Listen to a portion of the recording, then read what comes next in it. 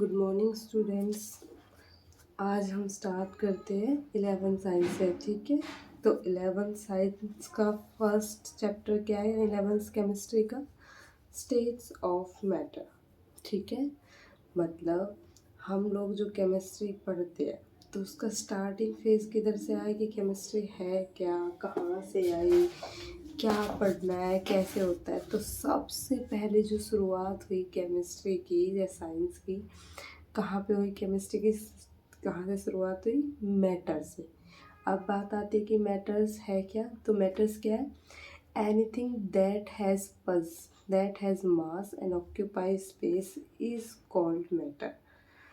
मतलब कुछ भी ऐसी चीज़ जिसके पास मास हो, मास मतलब वेट हो, एंड ऑक्यूपाई स्पेस, जो कुछ भी जगह, स्पेस मतलब कोई भी स्थान ऑक्यूपाई करे, कोई भी अपना स्थान घेरे या जगह घेरे, उसको क्या बोलते हैं? मैटर। एग्जाम्पल टेबल, कि आप टेबल को रख दोगे तो उसका एक प्रॉपर वेट है, अगर जहाँ पे रखोगे एक स्पेस ऑक्यूपाई करेगा। ठीक है, same chair, air, water, Honey etcetera. ठीक है, तो मैटर क्या होता है?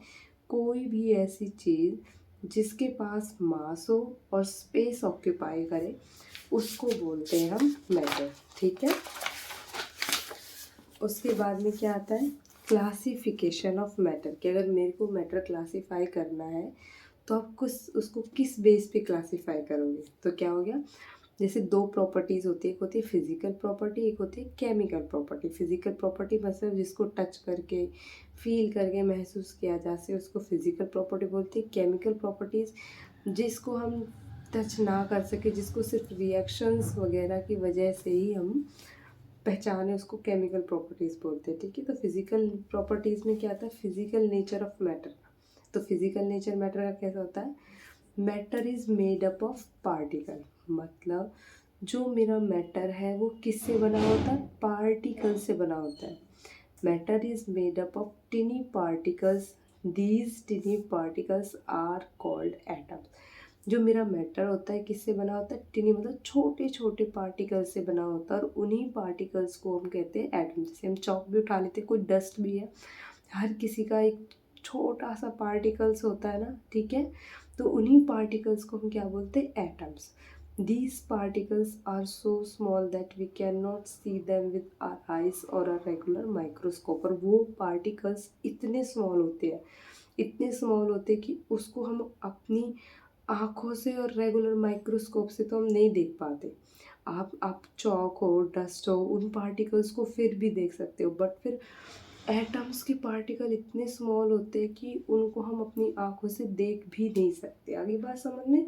तो फर्स्ट प्रॉपर्टी या फिजिकल नेचर क्या था मैटर का? Matter is made up of particles. मतलब जो मेरा मैटर है किससे मिलके बनता है? पार्टिकल से मिलके बनता है। ठीक है, how small are these particles of matter, मतलब कितने स्मॉल होते हैं?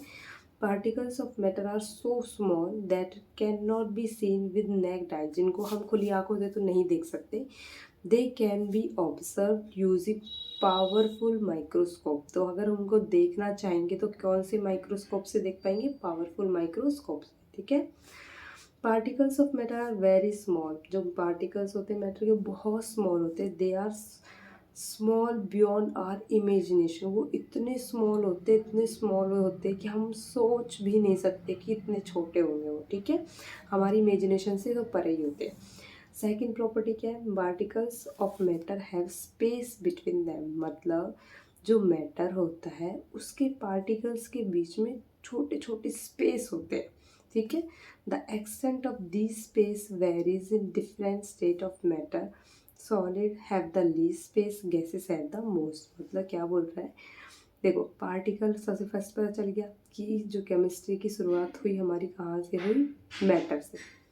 ठीक, तो मैटर होता क्या है कि कोई भी ऐसी चीज़ जो स्पेस ऑक्यूपाई करे और जिसका कोई मास हो, कोई वेट हो, वो मैटर होता है।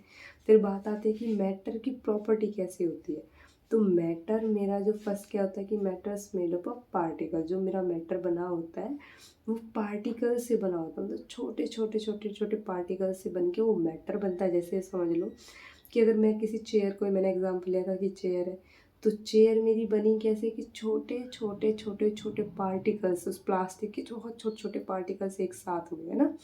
तो उस पार्टिकल से मिलके एक बड़ा पीस बन गया। ऐसे ही होता है मैटर। तो मैटर कौन से पार्टिकल्स, जो पार्टिकल्स होते हैं उन्हीं को क्या बोलते हैं, एटम बोलते हैं। ठीक है।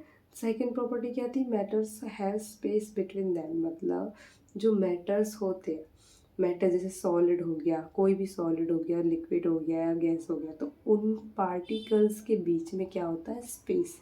तो ये बोल रहा है the extent of the space varies in different state, मतलब सॉलिड में जो स्पेस होगा वो डिफरेंट होगा, लिक्विड में जो स्पेस होगा वो डिफरेंट होगा, एंड गैसेस में डिफरेंट होता है। मतलब सॉलिड आप देखते हो ना, सॉलिड फॉर्म में क्यों है, क्योंकि जो उनके पार्टिकल्स के बीच का गैप था वो बहुत कम था, इसलिए वो अच्छे से पैक्ड है, हम उनको इजीली तोड़ नहीं पाते, तो उनके बीच का स्पेस कम था। लिक्विड है, लिक्विड मूव क्यों कर पाते हैं, जैसे कई बार बोलते हैं ना कि पानी है, पानी बहता ही क्यों है, तो क्यों बहता है, क्योंकि स्लाइड करते हैं, उसके पार्टिकल्स मूव करते हैं, क्योंकि स्पेस है बीच में, सॉलिड से ज़्यादा गैस से कम है, और गैस है, गैस के पास में क्या है, बहुत स्पेस है उन पार्टिकल्स के बीच। ठीक है। जैसे example, when sugar is dissolved in water we will get a clear solution, कि जब मैं चीनी को पानी के अंदर डिज़ोल्व करती तो आप देखते ना कुछ टाइम बाद हमको पानी का वो क्लियर सोल्यूशन मिल जाता। वो चीनी कहाँ गई, वो शुगर गई कहाँ,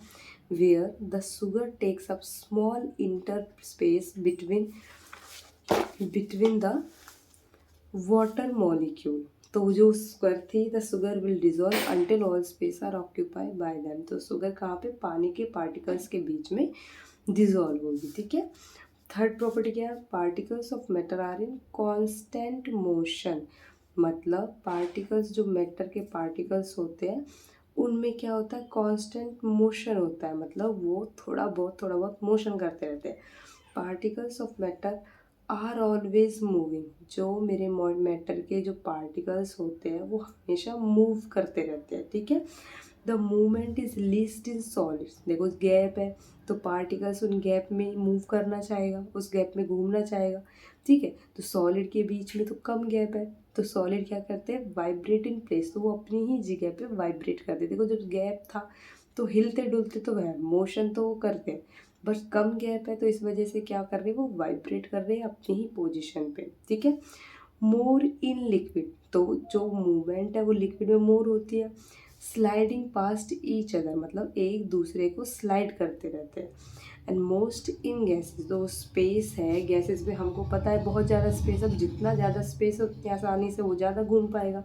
ठीक है। तो moving freely at high speed, तो क्या करता है गैसेस, इसीलिए यह बहुत कम टाइम में यहाँ से वहाँ पहुँच जाती है। क्यों, क्योंकि गैसेस के पार्टिकल्स के बीच में बहुत सारा स्पेस है, उस स्पेस में पार्टिकल्स बहुत फास्टली मूव करते हैं। आगे बात सुनिए example, the smell of perfume spread in our room because the perfume particles diffuse through the air particles, या small smell of food being cook, तो बोल रहा है कि परफ्यूम है, परफ्यूम का जो स्मेल है वो रूम के अंदर बहुत जल्दी फैल जाता है। क्यों, क्योंकि क्या करते हैं, जो पार्टिकल्स है डिफ्यूज़ हो जाते हैं एयर पार्टिकल्स के साथ में। ठीक है। तो बात आती है कि डिफ्यूज़न क्या है, तो डिफ्यूज़न क्या होता है, the mixing of a substance with another substance due to the motion और movement of its particle is called diffusion. क्या होता है, the mixing of a substance, की मैं किसी सब्सटेंस को मिक्स करूँ विद अनदर सब्सटेंस के साथ में, वो मिक्स क्यों हो रहा है, ड्यू टू द मोशन और मूवमेंट ऑफ इट्स पार्टिकल, मतलब कि मेरे को कोई चीज़ किसी दूसरी में ऐड करना है, उसके मोशन की वजह से वो चीज़ ऐड हो रही है। ठीक है। अगर मोशन और मूवमेंट की वजह से कोई चीज़ एक दूसरे में मिक्स हो रही है तो उसी को क्या बोलते हैं, डिफ्यूज़न। ठीक है। Diffusion can take place in gases, liquids and solid, though it is fastest in gas, slowest in solid. तो डिफ्यूज़न हमारा गैसेस में भी हो सकता है, सॉलिड में भी हो सकता है, लिक्विड में भी हो सकता है। बस फ़र्क क्या है, गैसेस में डिफ्यूज़न फास्ट होता है और सॉलिड में डिफ्यूज़न लेस होता है, क्योंकि सॉलिड में गैप कम है तो पार्टिकल्स मूव कम कर रहे तो डिफ्यूज़ कम कर रहे। ठीक है। आई बात समझ में। अब नेक्स्ट क्या है, energy possessed due to the motion of particles is called kinetic energy. तो क्या बोल रहा है कि जो एनर्जी उनकी मोशन की वजह से, जब पार्टिकल्स मूव कर रहे थे, उन पार्टिकल्स की मूव करने से जो एनर्जी मिल रही थी, उसी एनर्जी को क्या बोलते हैं? Kinetic energy. ठीक है। Higher temperature increases the kinetic energy of particles. क्या बोल रहा है? जब टेम्परेचर हम बढ़ाते हैं, ठीक है, टेम्परेचर बढ़ा रहे तो उसकी वजह से क्या होता है? काइनेटिक एनर्जी इंक्रीज होती है, causing them to move faster. तो जो टेम्परेचर बढ़ाने से क्या होता है, जो मॉलिक्यूल्स मतलब जो पार्टिकल्स है वो क्या करते हैं? मूव कर रहे फास्टर एंड दस increase the rate of diffusion. ठीक है। क्या बोल रहा है? सीधा सा अगर अपनी लैंग्वेज में समझे तो मैंने टेम्परेचर बढ़ाया, टेम्परेचर बढ़ाया तो क्या हुआ? पार्टिकल्स की मूवमेंट ज़्यादा हुई। अब मूवमेंट ज़्यादा हुई तो डिफ्यूज़न ज़्यादा होगा। ठीक है। तो उससे रेट ऑफ डिफ्यूज़न इंक्रीज होता है। Heating makes diffusion faster because particles move quickly. तो डिफ्यूज़न फास्ट क्यों हो रहा है? क्योंकि जब हीट किया तो पार्टिकल्स ज़्यादा मूव करे, तो डिफ्यूज़ ज़्यादा तेज़ी से हो रहा है। ठीक है। फोर्थ प्रॉपर्टी क्या है? पहला फोर्थ फिजिकल नेचर क्या है? Particles of matter attract each other. मतलब अब सॉलिड के अंदर भी पार्टिकल थे, लिक्विड के अंदर भी पार्टिकल थे, गैसेस के अंदर भी पार्टिकल्स थे। तो जो पार्टिकल्स थे सॉलिड